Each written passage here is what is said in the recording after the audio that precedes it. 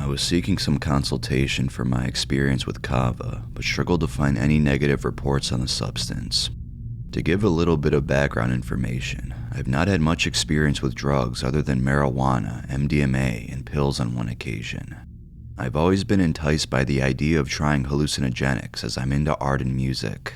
I thought that LSD or shrooms might complement these interests, but anxiety often gets the better of me. I tried Kava whilst on holiday in the south of France with my boyfriend. It was perhaps our third or fourth day of being here, roughly 3 p.m., and I was recovering from a night of partying, alcohol consumption, and pot smoking.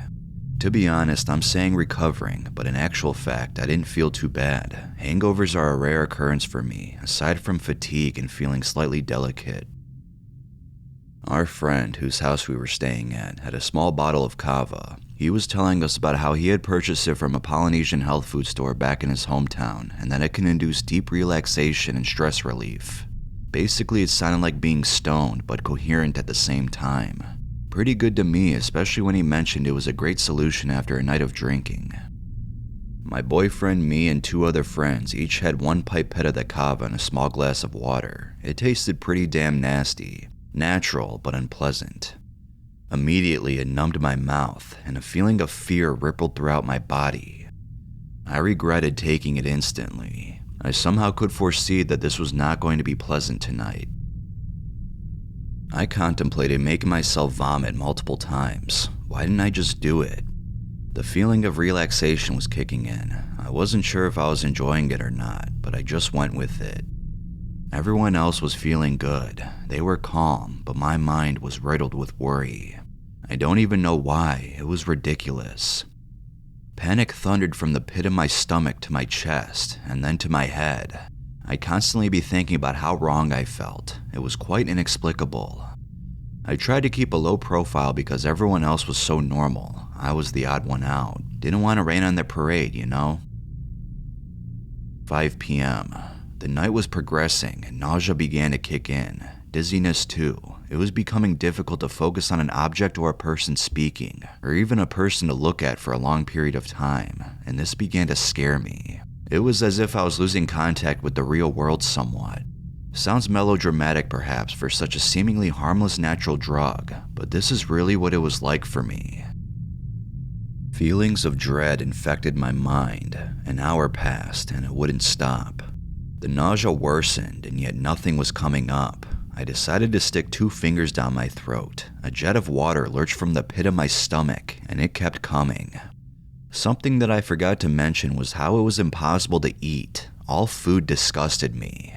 I perhaps swallowed a mouthful of bread in tiny pieces as big as your little fingernail. My boyfriend suggested to do so along with tiny gulps of water. After my lovely vomiting episode, which did not help the way I was feeling by the way, I was put to bed by one of the pals. Terrified I would fall asleep and not wake up because of the disturbingly disrupted breathing pattern my lungs were taking on, I asked my boyfriend to comfort me. He was feeling fine and convinced me that I'd be good to go soon, but I sure thought that this was hell. Imagine that you're laying on a bed and the knowledge that you are in a room that should be completely stationary, but for some reason that ghastly ceiling won't keep still. Why is a supposedly normal room spinning in circles? Why do I feel paranoid and anxious, sick and dizzy? Everything that should have a definite structure became blurred and difficult to comprehend. Am I going insane? Will this stop? Okay, so what I was experiencing probably doesn't sound all that major, but it was that feeling of uncertainty. 7 p.m. and I forced myself downstairs to vomit once again. The surroundings were intimidating, as if negative energy had suddenly congregated into everything that I touched. I began to see textured surfaces ripple, and I got the feeling that my peers were turning against me. This was horrible. Dinner was served. I managed a few pathetic grains of rice, if that. As I stood up to clear my plate away, I began to feel the sensation of falling, like my mind had escaped the body and was drifting towards the floor. I composed myself enough each time though to regain balance, and after the final vomit, probably the worst one yet, retreated to bed. My boyfriend joined me and we huddled on a single mattress enveloped in bedding with the cool air of a fan wafting over the bare skin. Cold tremors and then sensations of overwhelming heat echoed throughout my body, and suddenly my arms and legs became cold. I remember asking my boyfriend in a worried state if it could mean that my heart is perhaps not working properly. He reassured me that it's just part of feeling dizzy. Paranoia from the story of how a family friend died riddled my brain. One thing that happened before his death was the coldness and numbness of his legs. I remember leaving to go to the bathroom to check my knees. I thought that they had been bitten or spiked by a sharp object under the blankets in the darkness, but when exposed to light, there was nothing to be seen.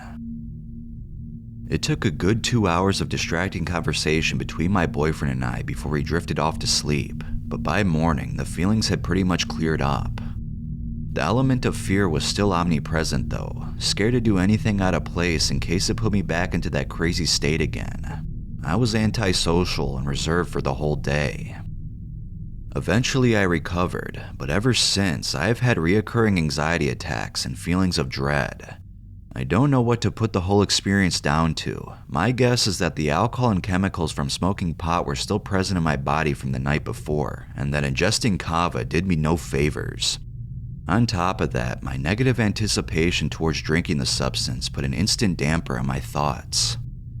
All in all, that day has changed my life. A few months on now, and I still have, as I said, random moments of panic and horror.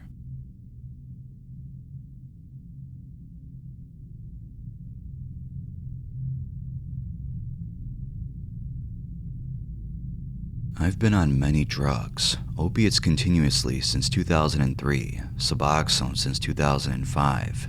Had my share of illegal opiates including heroin, cocaine, weed, salvia, acid, ecstasy, DMT, nootropics, but the first drug that ever aged me was kava. Living in Australia, I first tried kava from the supermarket. It got me high but rapidly made me sick. My body, all my tissues would reek of it, and it's a nauseating smell. Then my local Fijian shop had raw kava that was fine but weak.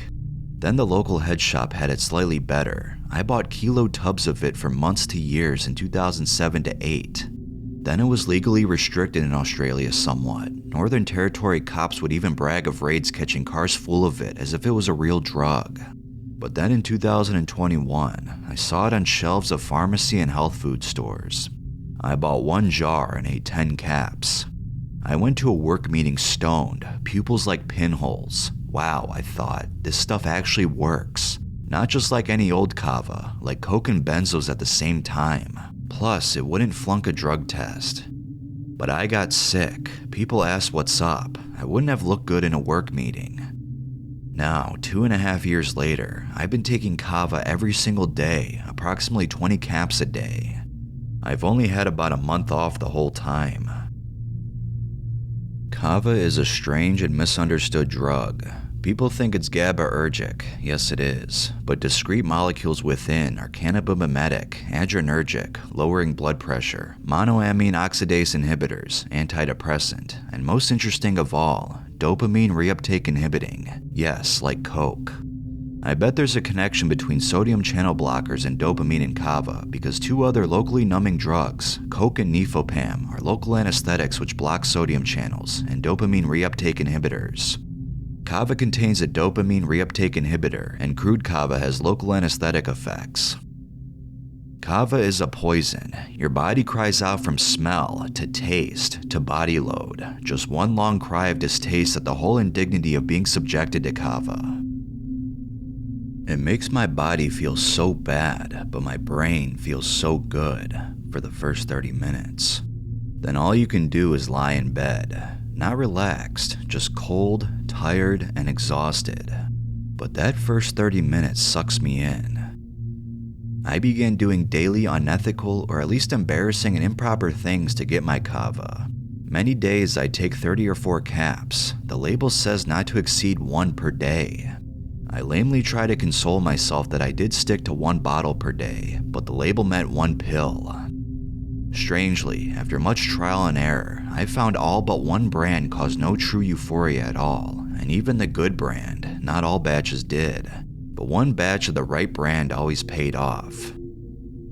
I kept going while I lost my relationship, my health, my looks went to shit, and my job to my fiendish habit. I rotated every single pharmacy in the city that had my brand, plus about 15 plus surrounding suburbs, cleared them all out. My skin is peeling, my liver aches, but what can I say? I'm strung out. I did it all through jury duty. After losing my job, I've spent $9,000 of my severance on Kava shopping. My house is littered with empty bottles rolling underfoot. I'd buy one, crack the lid, drop 20 in one go with a gulp of water, swallowing 10 at a time. I've lost my appetite, gone from 83 kilograms to 63. No energy, I can't join family or friends to do anything on a weekend. I've lost one good relationship I found despite my addiction, and it's embarrassing to admit. Drug counselors have no clue. But in that first 30 minutes after it hits, I'm on top of the world.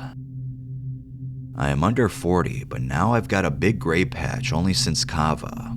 My face is lined and haggard. I am weak and sporadically nauseous, perpetual stomach cramps and bloating. When it works, you just feel confident, relaxed, and unstoppable. Go without, I shake, I'm crabby, irritable, anxious, frankly scared, and all I can think of is cravings.